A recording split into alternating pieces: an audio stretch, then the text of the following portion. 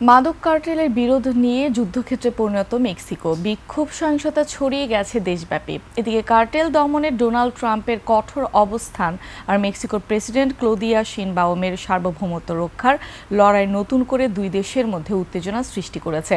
সম্প্রতি মেক্সিকোর most wanted drug Lord এবং জালিস্কো নিউ জেনারেল কার্টেলের প্রধান এল মেনচো সামরিক অভিযানে নিহত হওয়ার পর মেক্সিকো জুড়ে সহিংসতা ছড়িয়ে পড়ে।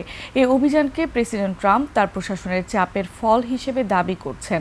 ট্রাম্প সাফ জানিয়েছেন, মেক্সিকো যদি কার্টেল নিয়ন্ত্রণে ব্যর্থ হয় তবে যুক্তরাষ্ট্র একতরফা সামরিক পদক্ষেপ নেবে।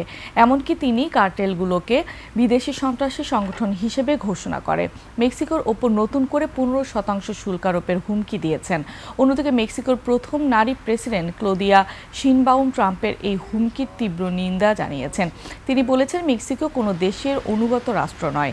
মেক্সিকোর মাটিতে বিদেশি কোনো সামরিক হস্তক্ষেপ মেনে নেওয়া হবে না বলেছেন তিনি।